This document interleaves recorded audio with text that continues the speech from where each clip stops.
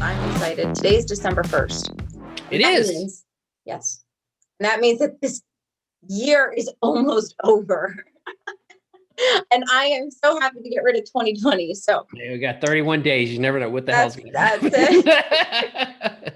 However, when we do come up to a new year, it's important for us to look ahead and see what is going to be trending in the year to come. So Brian and I have put together a list of 11 marketing trends that you should probably be thinking about as we embark on a new year, which is hopefully better than the one we're in. And I think the first one we should really talk about is,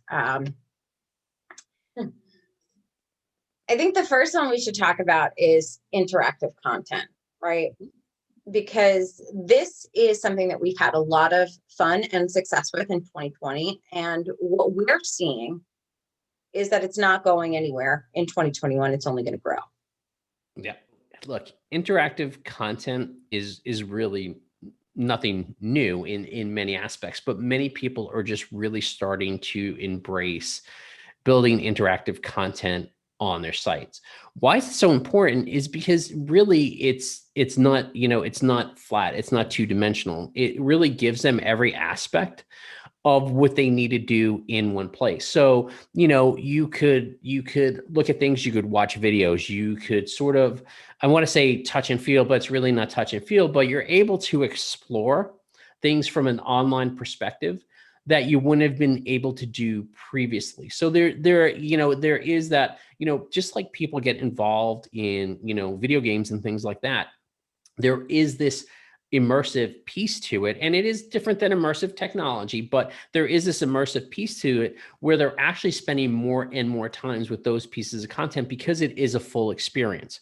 That interactive experience is much fuller than, for instance, reading something. Right. Or just watching the video and reading something. It gives them the ability to actually interact with the content in a very different way where they could do it and in their terms, right? Mm-hmm. So it's also the terms, like if I want to go here or I want to move into this area or I want to touch this product or look at this product, it's really up to me and how I'm navigating through that sort of experience. Right. And I think it's important in the coming year because, look, I mean, we've been through this kind of, we can't be places as much anymore. Right. So, when you think about what you're losing from that, non-physical experience, how do you now start to incorporate things into your marketing strategy that make people feel like they're there at least, or get personal with people when you can't go everywhere that you would normally be able to go before the pandemic? So, what types of content are we talking about in terms? So, if you're thinking like, what do you mean by interactive content? Some of the things that we've worked on this year are interactive product benches. In the engineering space, interactive quizzes, interactive infographics. Interactive hubs, hubs of information. If you're a marketer, we even made an interactive version of a content journey and how users actually navigate from sort of like a base knowledge to actually becoming a conversion.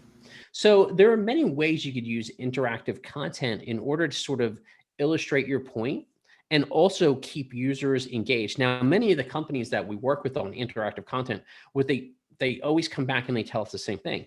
It's actually they usually wind up becoming the most frequent in pages on their site. They usually wind up having the best results by the fact that the users spend the most time with it. They're the most engaged with it, and they have much higher conversion rates. Why is that? Because they are able to explore in their own terms. Now, what's really cool is if you think about what that sort of previous model was, like I Google something, I go to a site, I find out, I get this product, maybe I could buy it. If I can't, I want to find out more information. Then I'm probably going to get a call if I fill out my sales information, or I'm going to start getting spammed, with emails.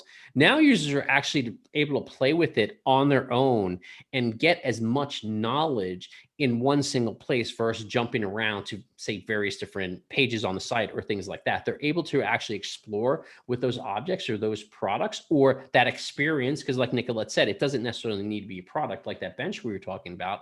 It could be other experiences, but they're able to experience it for themselves and then create the conversion themselves. So interactive content is probably one of the top things that we're expecting to see continue and grow in the coming year.